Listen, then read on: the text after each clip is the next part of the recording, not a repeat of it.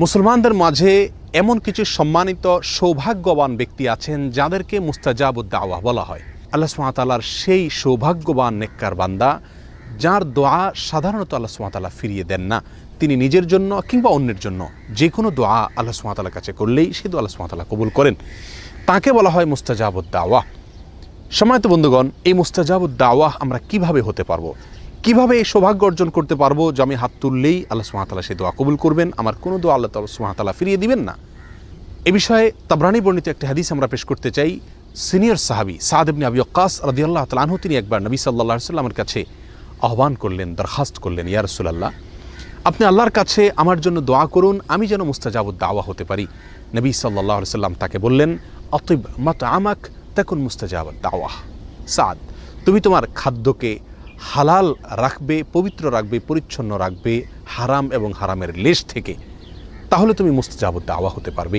তাবরানী বর্ণিত হাদিসটিকে মুহাদ্দিসিনের কেউ কেউ যায়িফ বললেও এই বিষয়ে আরও বহু বিশুদ্ধ হাদিস বর্ণিত রয়েছে। সহিহ মুসলিমের এক হাদিসে নবী সাল্লাল্লাহু আলাইহি ওয়াসাল্লাম ইরশাদ করেছেন যে একজন ব্যক্তি অনেক সময় দুর্গম পথ পাড়ি দিয়ে অনেক দূর দূরান্ত থেকে মক্কায় আসেন, ধুলায় মলিন অবস্থায়, চুল এলোমেলো অবস্থায়, ক্লান্তি এবং সকল কষ্টকে উপেক্ষা করে তিনি এসে আল্লাহর দরবারে হাত তুলেন, দোয়া করেন মক্কায় এসে, বাইতুল্লাহ এসে, এবং তার চাওয়াগুলোকে পেশ করে থাকেন এবং এমনভাবে চান যেন আল্লাহ তাআলা তার দোয়া কবুল করবেনই করবেন। নবী সাল্লাল্লাহু আলাইহি ওয়াসাল্লাম বলেন, আন্না ইউস্তাজাবু লাহ, সে ব্যক্তির দোয়া কিভাবে কবুল হবে এটা কিভাবে কল্পনা করা যেতে পারে? কারণ সে ব্যক্তির দেহ গঠিত হয়েছে হারাম দিয়ে, তার যে সম্পদ তিনি গড়ে তুলেছেন সেগুলোর পিছনে হারাম উপার্জন রয়েছে, হারামের ভূমিকা রয়েছে। অতএব সেই ব্যক্তি আল্লাহ সুবহানাহু ওয়া তাআলার কাছে যতই দোয়া করুক, যতই মক্কায় গিয়ে দোয়া করুক, যত কষ্ট করে এসেই দোয়া করুক না কেন, আল্লাহ সুবহানাহু ওয়া তাআলা তার দোয়া কীভাবে কবুল করবেন? অর্থাৎ দোয়া কবুল হওয়ার কোনো প্রশ্নই উঠতে পারে না। সম্মানিত বন্ধুগণ, এই হাদিস আমাদেরকে যে বার্তা দেয়, আমরা যদি মুস্তাজাবুদ দাওয়া হতে চাই, আমাদের দোয়া আল্লাহ সুবহানাহু ওয়া তাআলা ফিরিয়ে দিবেন না, সকল দোয়া আল্লাহ তাআলা কবুল করবেন, এটা যদি আমরা চাই, তাহলে আমাদেরকে সর্বপ্রধান এবং মূল যে বিষয়টির প্রতি খেয়াল রাখতে হবে সেটি হলো আমার খাদ্য গ্রহণ এবং যে কোনো উপার্জন যেন সম্পূর্ণ হালাল হয়। সাদ ইবনে আবি ওয়াক্কাস রাদিয়াল্লাহু তাআলা আনহুর একটি বকরি ছিল।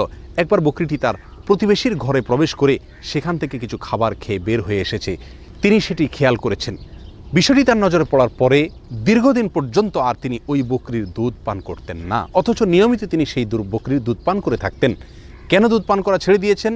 শুধু এই জন্য যে এই বকরি যে খাদ্য গ্রহণ করেছে, অননুমোদিত আরেকজনের খাবার সে গ্রহণ করে এসেছে, অতএব এর ফলে তার দেহ গঠন হবে, তার দুধ সেখান থেকে গঠন হবে, সে দুধ আমি পান করলে আমার শরীরের ভিতরে সেটা প্রবেশ করবে এবং আমার দোয়ার ভিতরে তার প্রভাব পড়বে, আমার দোয়া আল্লাহ সুবহানাহু ওয়া তাআলার কাছে কবুল হবে না, আমি মুস্তাজাবুদ দাওয়া হতে পারবো না।